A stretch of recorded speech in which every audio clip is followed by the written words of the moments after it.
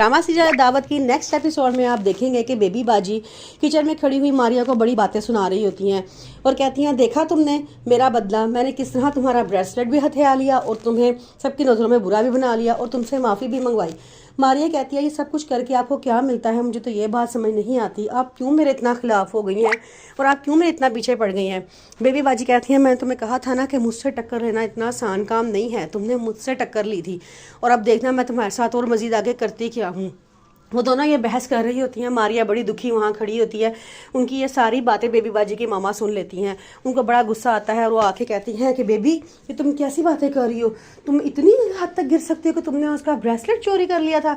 मारिया बिल्कुल ठीक कह रही थी, हम ही बेवकूफ़ थे, हमने इसकी बातों पर यकीन नहीं किया क्योंकि हम तुम्हारे प्यार में पागल थे। हमें एतमाद था कि हमारी बेटी ऐसी हरकत कर ही नहीं सकती, लेकिन हमारी बेटी ने ये हरकत की है।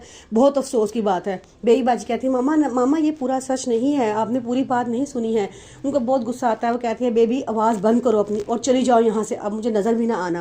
वो कह के गुस्से से वो बेबी को वहाँ से भेज देती हैं और मारिया से कहती है कि बेटे, बेबी की तरफ से मैं तुमसे माफ़ी मांगती हूँ, उससे गलती हो गई है, वो तुम मुझे माफ़ कर दो। मारिया कहती है, नहीं नहीं कोई बात नहीं आंटी, ये तो अच्छा हो गया, आपने अपनी आंखों कानों से ये बातें सारी सुन ली हैं, वरना मेरी बात पे तो किसी ने तो बार ही नहीं किया था। वो कहती हैं, नहीं बेटे मैं तुमसे शर्मिंदा हूँ, ये कह के वो वहाँ से चली जाती हैं। फिर बेबी बाजी अपनी मामा के पास आती हैं। उन्हें कहती हैं कि मामा क्या ज़रूरत थी आपको मुझे उसके सामने डांटने की, आपने मुझे शर्मिंदा कर दिया है। आज तक हमेशा आप मेरी गलतियों में पर्दे डालती आई हैं और उनको इग्नोर ही किया है।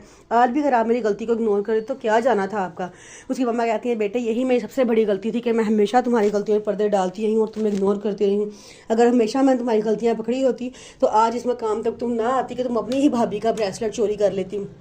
बेबी बाजी कहती हैं, आपसे तो बात ही करना फजूल है। उसकी मम्मा कहती हैं, ठीक है तो ना करो बात। ये कह के गुस्से से वहाँ से जा रही होती है तो इंकसार अंदर आ जाता है और आके कहता है कि क्या हुआ है, तुम लोग किस बात है बहस कर रहे हो? तो आगे से उसकी मम्मा कहती है, तुम ही संभालो अपनी बीवी को, मैं तो जा रही हूँ यहाँ से। वो कह के चली जाती हैं। इंकसार कहता है, क्या हुआ है? बेबी कहती है, तुम्हारी ये जो हमारी भाभी आई है ना, इसने घर में फसाद डलवाए हैं, लड़ाइयाँ डलवाई हैं। और इंकसार कहता है, क्या हो गया है? वो मासूम सी लड़की है, क्या उसने लड़ाइयाँ डलवा ली हैं? बेबी बाजी कहती हैं, हाँ हर किसी के आंखों पर उसने तो पट्टी बांधी है, जो कोई है उसी के ही गुण गा रहा है। इनके साथ कहता है, तुमसे तो बात करना ही फजूल है। गुस्से में कह के वो भी चला जाता है। बेबी बाजी कहती हैं, देखो हर किसी को मेरे खिलाफ कर दिया है इसने, इसको तो मैं छोड़ूंगी, देखना मैं ऐसे ऐसा बदला लूँगी ना कि इसकी नाक को लकीरें लगवाऊंगी। ये आके गुस्से से वहाँ से उठ के चली जाती हैं।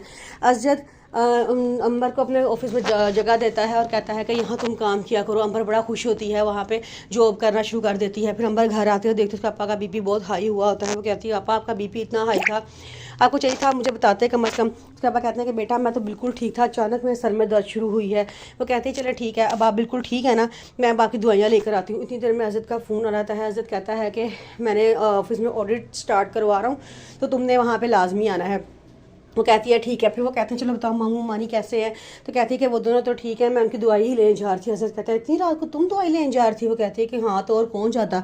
अजद कहता है कि तुम रुको, मैं लेकर आता हूँ दवाई। अजद उसके घर चला जाता है। बेबाजी को मौका मिल जाता है, वो जाके मारिया को भड़काना शुरू कर देती है कि अजद अंबर के घर गया है इतनी रात को, क्या वो तुम्हें बता के गया है? मारिया ये सुन के परेशान हो जाती है।